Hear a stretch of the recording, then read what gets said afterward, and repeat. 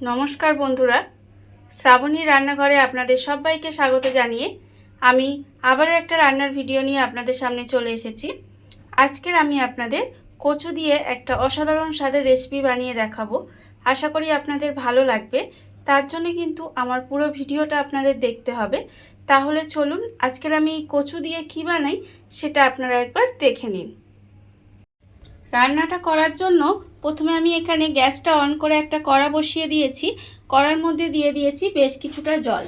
एबारे आमी जलेर मध्य दिए देब कचु। एखाने आमी मुखी कचु रेखेछि, सेई कचुगुलो किन्तु आमी जलेर मध्य दिए देब।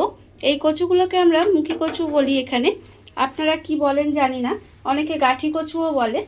जाई होक कचुगुलो आमी जलेर मध्य दिए दिलाम। दिए एबार एर मध्य अल्प सामान्य एकटु नुन दिए देब। दिए कचुगुलोके प्रथमे आमाके खूब भालोभाबे एकटु सेদ্ধ करे निते हबे। कचुगुलो आमार एखाने खूब भालोभाबे सेদ্ধ हये गेछे। एबारे कचुगुलोके आमी तुले राखबो। तुले ठंडा करे कचुर जे खोसागुलो सेगुलो आमी भालोभाबे छाड़िये नेब। कचुर खोसागुलो आमी ठंडा करे छाड़िये रेखेछि। और अन्यदिके आबारो किन्तु ग्यासटा अन करे एकटा कड़ा बसिए दिएछि। एइबारे कड़ार मध्य दिए देब आमी सर्षेर तेल।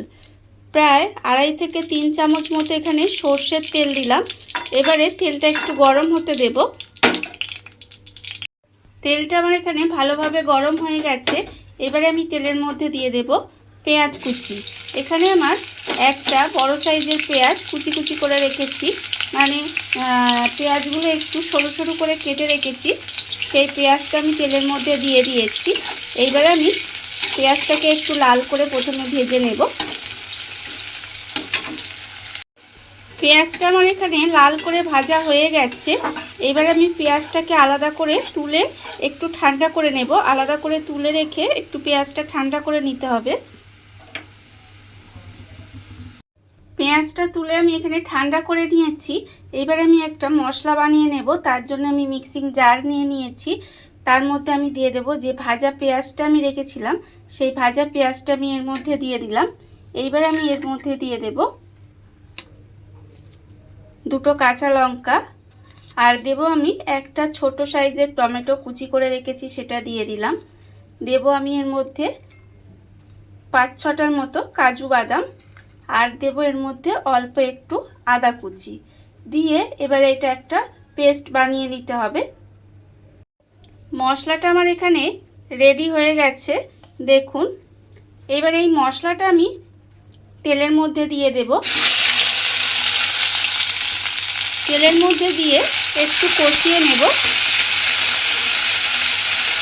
খুব ভালোভাবে মশলাটা দিয়ে কষিয়ে নিতে হবে। মশলাটা দিয়ে আমি খুব ভালোভাবে কষিয়ে নিয়েছি।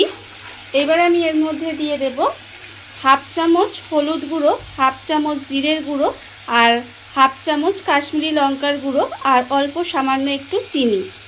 আমি ঝাল লঙ্কার গুঁড়ো এখানে দিলাম না, যেহেতু কাঁচা লঙ্কা দিয়েছি তাই কালারের জন্য শুধু আমি এখানে কাশ্মীরি লঙ্কার গুঁড়ো দিলাম। আপনারা চাইলে কিন্তু এর মধ্যে একটু লঙ্কার গুঁড়োও দিতে পারেন। এবার সমস্ত মশলা দিয়ে খুব ভালোভাবে আরও কষিয়ে নিতে হবে। একটু সমস্ত মশলা আমার খুব ভালোভাবে কষানো হয়ে গেছে দেখুন। মশলা থেকে কিন্তু তেলটাও ছেড়ে গেছে। এইবার আমি এর মধ্যে দিয়ে দেব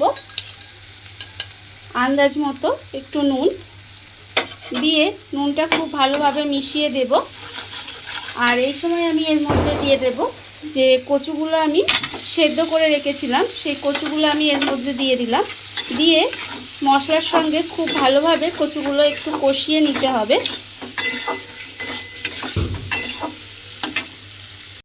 মশলার সঙ্গে কচুগুলো খুব ভালোভাবে এখানে কষিয়ে নিয়েছি। এইবার আমি এর মধ্যে দিয়ে দেব একটু মিক্সি ধোয়া জল। মিক্সির মধ্যে অনেকটা মশলা লেগেছিল, সেই মিক্সিটা ধুয়ে এর মধ্যে অল্প একটু জল দিয়ে দিলাম। কচুটা যেহেতু আমার সেদ্ধই আছে তাই খুব বেশি জল কিন্তু এর মধ্যে দিতে লাগবে না। এবারে এইটা একটু ঢাকা দিয়ে কিছুক্ষণ রান্না হতে দেব। কচুটা ঢাকা দিয়ে 5 থেকে 7 মিনিট মতো একটু রান্না করে নিয়েছি দেখুন। রান্নাটা কিন্তু আমার প্রায় হয়েই এসেছে।